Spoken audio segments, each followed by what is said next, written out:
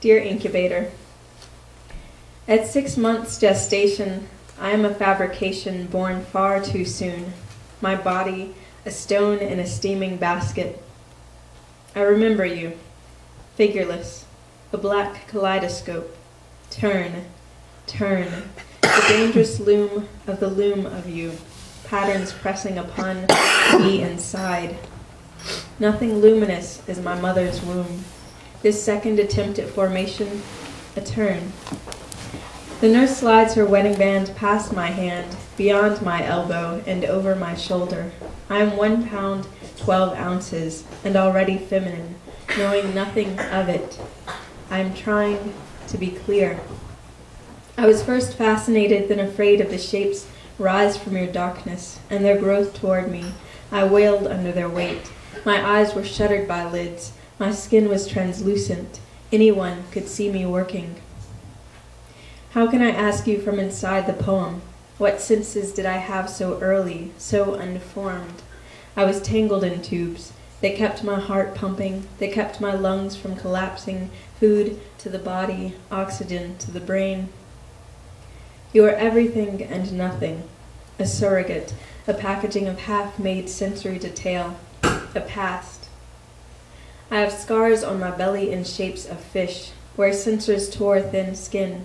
What a tragedy to be powerless, and yet I controlled the choreography of everyone around me, the check of vitals, arms to the arm ports, my parents' speech. Also, there were surgeons. I'm trying to tell you something important about after they opened you and took me out. I was infected, could command nothing of my legs for years. The surgeons, thin blades shining into nothing. Imagine the cuts, blood spread along the lip of each, spilling as my skin parts, someone bringing cotton to catch it. Is it your fault? I don't know. I was in a state I've explained. I don't know what you let in. Perhaps. Do you know lovers ask about these scars, touch these raised scars? So much has happened. I'm black. I have a dead sister. I love you, but, and believe this, I mostly want to talk.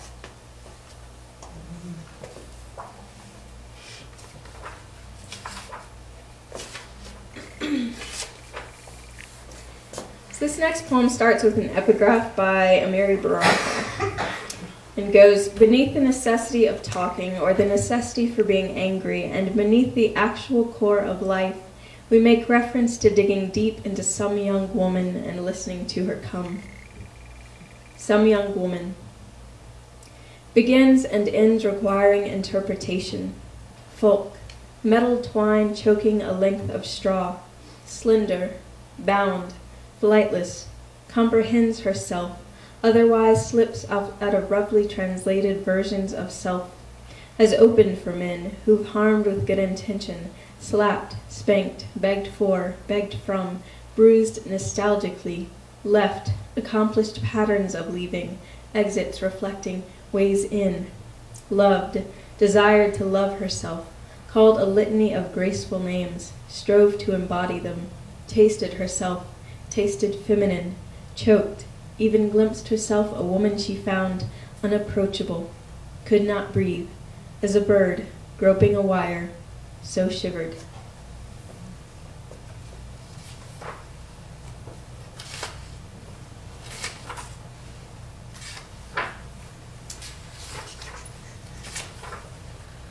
So I often find myself entering into relationships and leaving them with the grand takeaway of poetry. So I win, always. But, you know, it is what it is. But I've begun dating good people in these more mature years of living. And this was a poem that I wrote when I was being courted by one of these gentlemen. And it's called For the Circus of I. He didn't last. We went on one date and we weren't right together. 1. I was accustomed to being sewn open, my muscles splayed under sweating digits, my mouth bracketed tug. When language failed, there was the body, and his velocity-flattened palm, trochaic-metered, striking. 2. In running, I came upon you, crawled through the door under your calf-line's truss, pulled myself up ropes of tendons, arriving quite near the heart, gazed about your conjugate system, adored your inside. 3. Suddenly you had a woman in you, I, who loved, who wanted loved, you and she hyphened between, layer-shucked, glow-wrought, spoon-fed syllables under the phasing moon. She called you gratitude, seeing, seen, something given, pocketed in the jaw, stored, hoarded, you and she, linked in the grammar of. 4. What's amazing? The color of your anatomy, slaughterhouse red, only the body intact, not even hanging, all the inside parts, seminal vesicles carefully stewing, pressed in. I memorize your slopes, causeways, wire systems. I measure my breath, disturb nothing, listen to what sounds like rain thrumming your shoulders, what rain always sounds like from undercover, insistent tapping. 5. She begins to itch, wants to touch the shuddering lung, lie against the paranoid liver. She has been so good, settling for warmth, not daring to reach out her hand into the screen of veins. But, gratitude turned desire, she slips through a loose skein in the abdominal oblique, huddles inside the four-walled bunker, for good or ill, waits to be moved.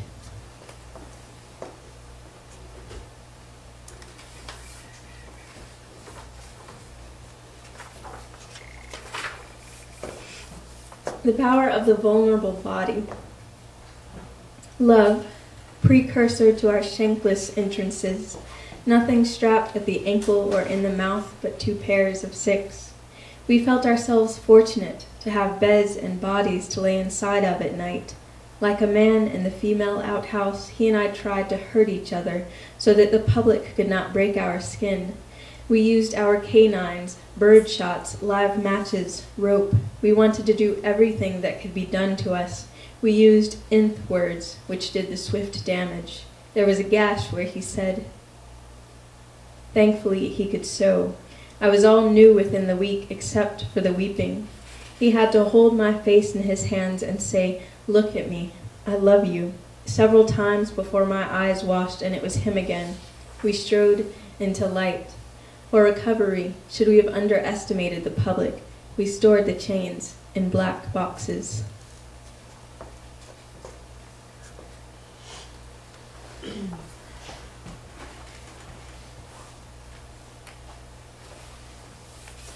I had a neighbor once back home in Georgia who told me he wanted me to have joy. I said, well, I'm joyful. He said, your poetry, though. I don't know if I trust this. Oh well. The hand augmented by the other. I repeat baby in my sleep. I nightmare baby, dream baby, and someone cuts ice largely. The ovaries are crowded with cysts. The cysts rupture in Jersey, Newark no less. The woman moves very slowly. This is what she feels. Foreign, ill, afraid nearly. I am the woman. Would I have known? When I come close, I stop communicating, fully stop. Don't you forget to breathe. This is a break from holding it. The comforted hand, warm hand, incubated hand, forming. Can open, can close, can age. Baby, baby, the hand is crying. Your turn to comfort the hand.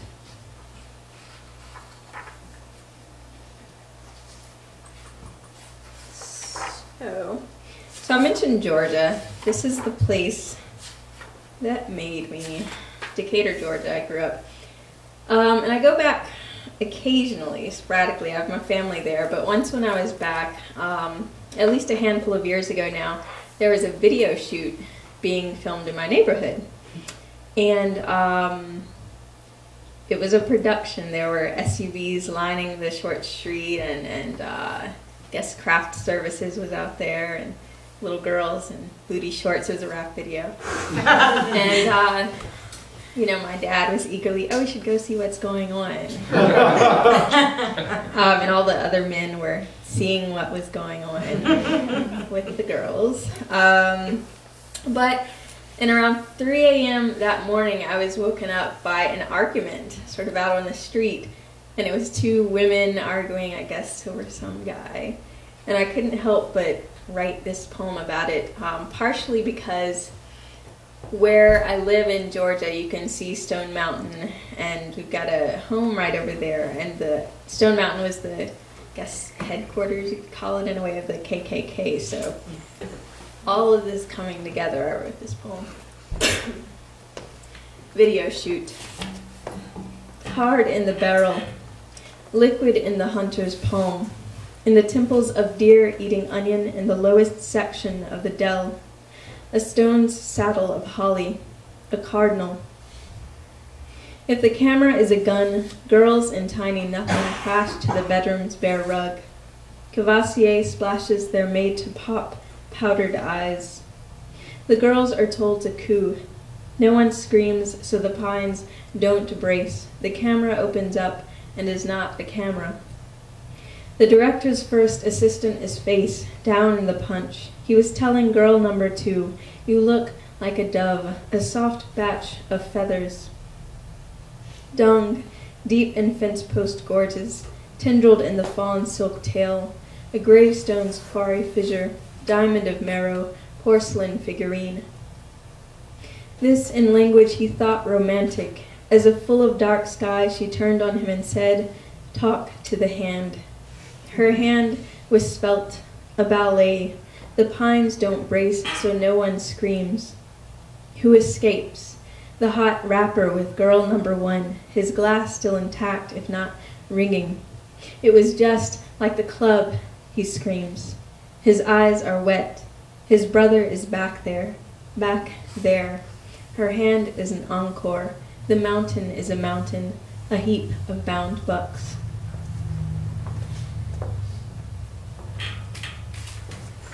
So, as Nick mentioned, I gave a poetry reading recently in Chicago at Columbia, where I teach.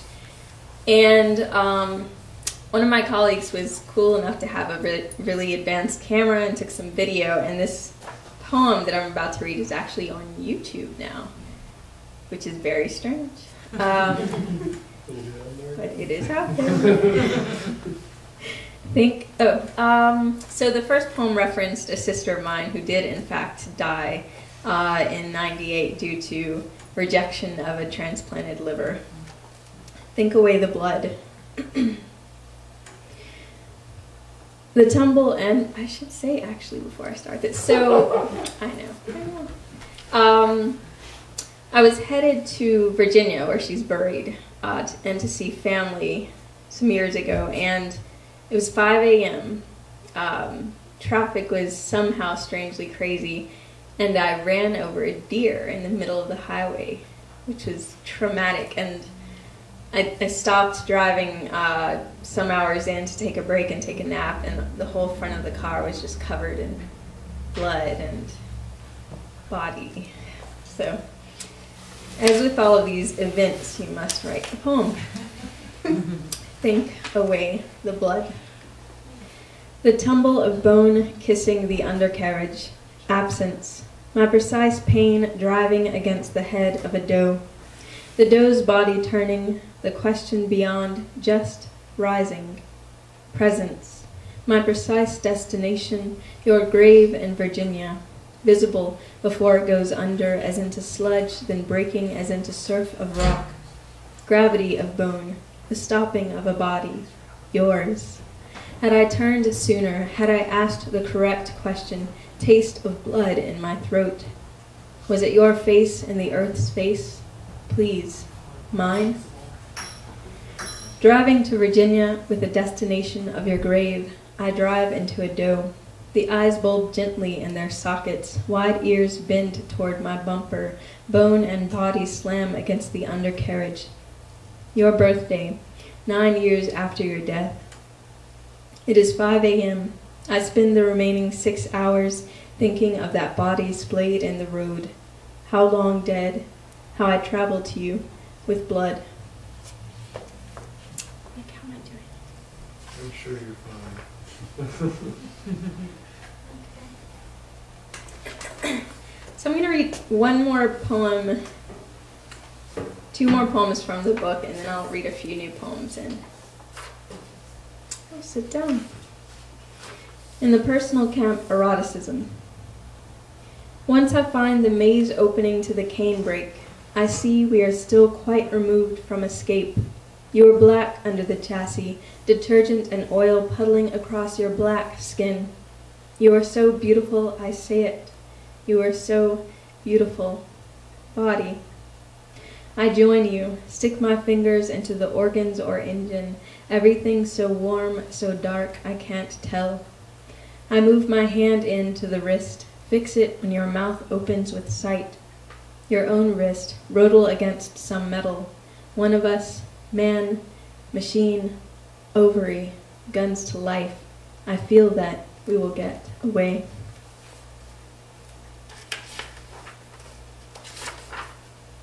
So I've begun recently to correspond with a French feminist scholar named Helene Cixous, which is a dreamt thing, but now it's come to be. And I've written for her a poem that comes in this second book, and it's called For Helene Cixous. I've difficulty with the dialect, how to locate in language myself or the engine, to be the thing or to have the thing by the ankles, over shoulder, humid. She calls it sad breathing machine, but in another language, so I only recognize that she walks around to my backside, gazes from flank to nape, and says what she says while parts of me, of what I hold, heave and grow heavy. I don't try to correct what I don't understand. When her hand covers my hands, it is squares of ice against hip flesh. Her hand. I want her to fix what I carry, not because of who she is, but because she isn't me. I carry myself. I carry it here, to forgive and reject all mirrors. And this was the first poem that I wrote for this new manuscript, and it's a manuscript in which I try to get into the female body and explain and excavate the interior in all its disorders and parts and functions. My home having come to this. In the porn factory, no one locks her head in a box. None is trapezed or gagged. Everyone wants to know what my inside looks like, and a transparency about the skin. It is not long before one stops his hinged posture and says, "Look at me, I love you," which my whole body opens to hear, as if it has been uttered before by someone I loved. I give myself as I've given myself to a field at dusk, without distraction or thought. Here, my body's inside. Here, all its tender red pulp. So, final poem of the night. And this may always be the most important poem I've ever written, because I struggled for years after my sister's death to write a poem that spoke truthfully about everything I was feeling surrounding her death. And she had been ill for years, had a liver transplant one great year, and then rejected the liver. And when I wrote this poem, I felt, well, this is what I've been trying to say. I wanted to write a poem that gave her agency in dying, right? A young girl and a hooded attendant. You must have in your muscles your threshold of pain. Said when the light, whole, or gracious hand appeared, yes. First looked behind you to the macrame of tubers, rigs, and your body's openings that were made openings, through which slender metal mouths sucked or spewed, all the black, the sterilized tears, the life and lifelessness of that place. Must have looked on all it amounted, surveyed the wilt, rot, measurable ravage, and looked away. What intelligent sickness! Rather, what is in front of you answers how the water and the wood bridge leading to the water signify a freedom only felt when going under. Count backward from 100. 100, 99, 98. It doesn't take what you think it takes to leave the body.